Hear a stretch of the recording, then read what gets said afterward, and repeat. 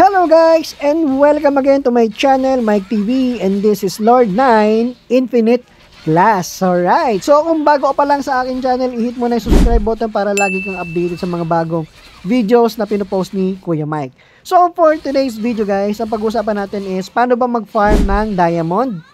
So itong diamond guys, isa to sa mga importante dito sa game dahil ginagamit yan pambili ng equipment sa trading post. No, meron tayong tinatawag na gold na pambili ng mga skill book, pambili ng pots. Pero ang diamond guys ay ginagamit yan pambili dito sa trading post. Kung ikaw ay gusto mong bumili ng equipment or weapon, so ang kailangan mo is diamond. Ayan, para makabili ka.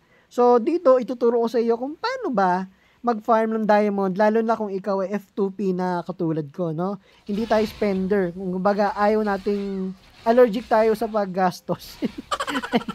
Or ayaw mong gumastos. So, wag na natin patagalin guys. Let's go.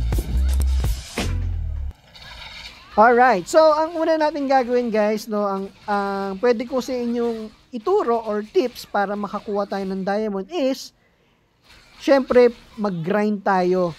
Saang spot o saang maganda mag-grind dito sa secret laboratory. Kasi dito guys, once na na-reach mo yung level 32, pwede ka na dito mag-farm, pwede ka na dito mag-grind. Kasi dito guys, mataas yung experience at the same time, meron tayong mga nakukuwang loots, no? Equipment and weapon sa mga monster dito. So 2 in 1, pwede ka magpa-level or pwede ka mag-farm ng item.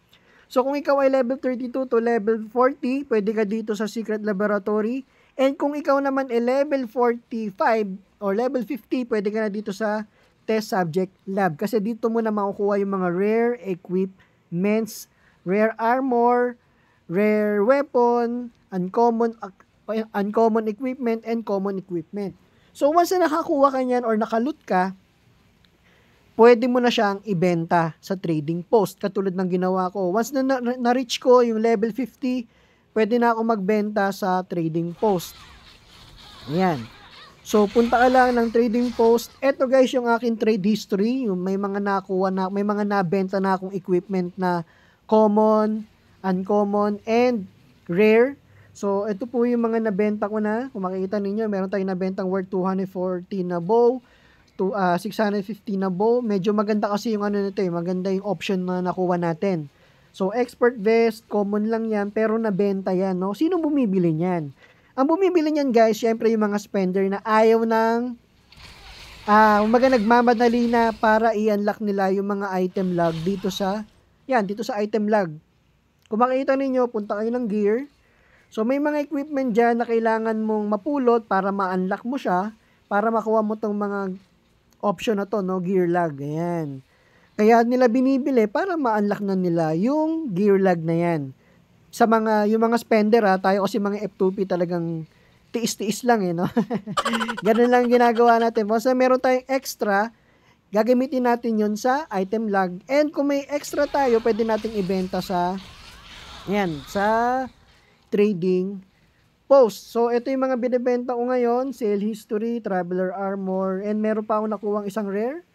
Ayan, rare na leather, armor. So, binibenta ko ng 319 yan kasi rare yan. And the rest, common and uncommon, 10 diamond yan. So, bakit ba ako nag-iipon ng diamond? Para saan ko ba gagamitin yan?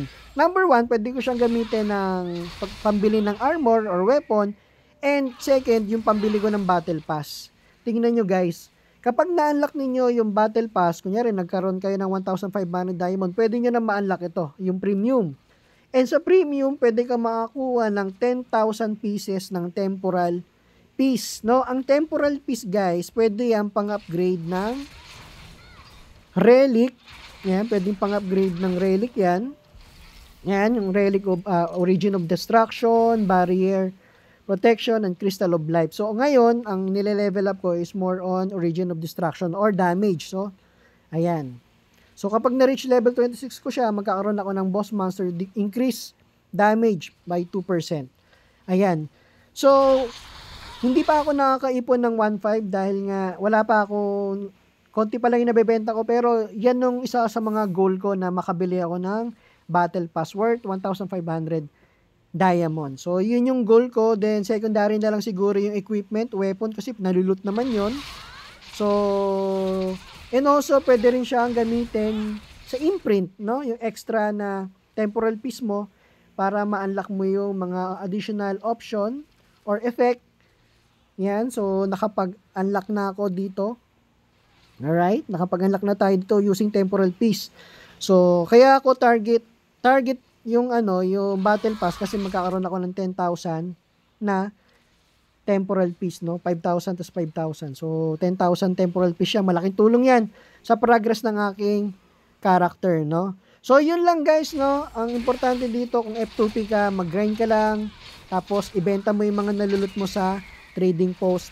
So, kapag nakaipon ka ng certain diamond, ikaw nang bahala kung gusto mo pambili ng equipment or pang-unlock ng battle pass.